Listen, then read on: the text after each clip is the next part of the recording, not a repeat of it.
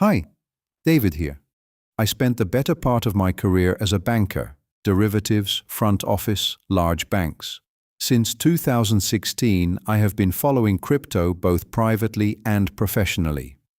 David Lang is a pseudonym, and what you are hearing is an AI voice. I want to be upfront about that. But there is a real person behind this, with real experience and real thoughts.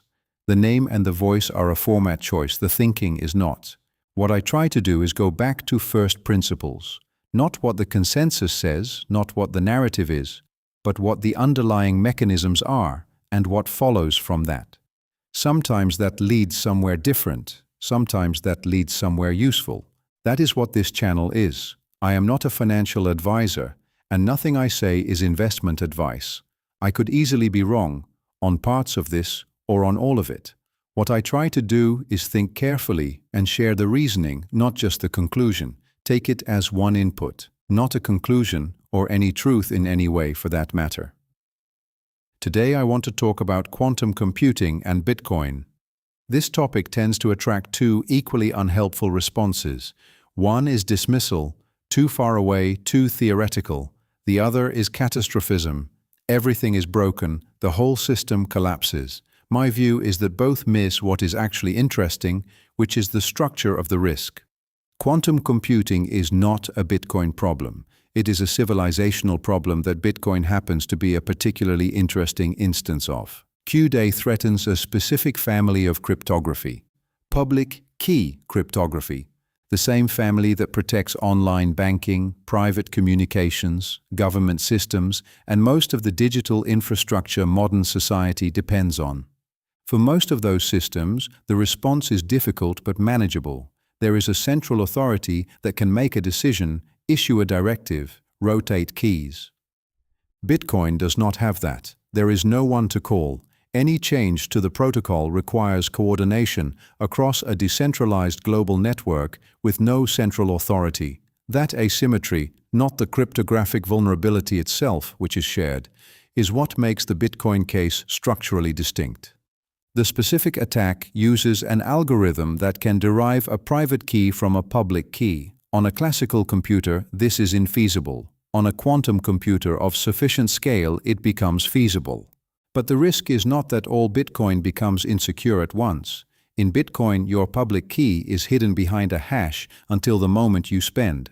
Once you spend from an address, the public key is on the blockchain permanently. From that point, a sufficiently powerful quantum computer could derive the private key and move the coins. So the exposed population is not all Bitcoin, it is specifically Bitcoin in addresses where the public key has already been revealed. There is also an additional category worth knowing about. In the very early years of Bitcoin, a meaningful number of outputs were structured so the public key is directly visible in the unspent output, not hidden behind a hash. If Q-Day arrived and those coins became accessible, what enters circulation is old, concentrated, and mostly unmoved for many years. That is not just a technical event. That is a trust event. The cryptographic protection comes from one thing: the public key has never been revealed. Any Bitcoin sitting in an address that has never been spent from has that property. The question is how you verify that, and that is where sourcing matters. When a miner finds a new block, the very first transaction in that block is called the Coinbase transaction. This is the mechanism by which new Bitcoin is created and awarded to the miner. Bitcoin that comes directly from that transaction, freshly mined, sent straight to an address, never touched, has a clean and verifiable history. Nobody else has held it. It has never been transacted. The public key has never appeared on the blockchain. The critical qualifier: the moment you spend from that address, the public key is revealed and you are in the same exposure category as everything else. The hedge is not just about what you hold, it is about whether you ever move it. Those two things are inseparable. Most Bitcoin acquired through conventional channels, exchanges, ETFs, exchange-traded products, comes with no provenance information. You have no way to verify whether the coins have ever been spent from, how many times they have changed hands, or what their history looks like. If origin matters to you, you need to source differently. The logic is acquiring freshly mined Bitcoin as close to the point of mining as possible, ideally one hop from the miner. Specialist over-the-counter desks operating in the mining ecosystem can sometimes provide provenance documentation. I am not endorsing any specific channel. I am describing the structural logic. Anyone moving meaningful capital this way needs to do their own due diligence thoroughly. Nobody knows when quantum computing reaches the threshold that matters. Serious researchers put the range somewhere between 10 and 30 years, with wide error bars. Current systems are still orders of magnitude below what is needed. What has shifted is the pace. We are seeing results that were not expected for several more years. My sense is the honest framing is, this is a tail risk with non-trivial probability over a multi-decade holding horizon. And for someone holding Bitcoin as a long-term reserve asset anyway, the cost of positioning specifically for it is relatively low. One dimension worth sitting with. The actors most likely to reach the threshold first, large, well-resourced technology companies under regulatory oversight, have essentially no incentive to exploit it. The reputational and legal exposure would be enormous. My sense is that if the breakthrough happens inside one of those organizations, the most probable outcome is disclosure, not exploitation. But a state actor with adversarial intent or a private actor outside any accountability structure, their calculus is different. If a bad actor gets there first, the rational strategy is silence.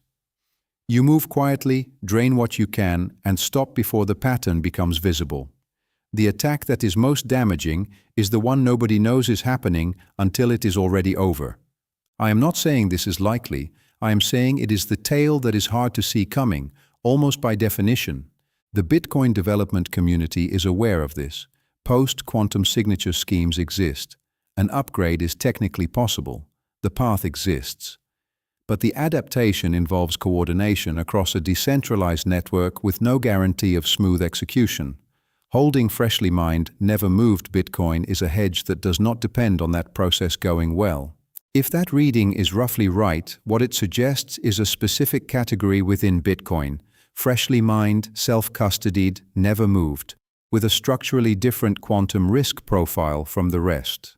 Whether that matters to you depends on your time horizon, your holding size, and how seriously you weigh tail risks that are real but not imminent.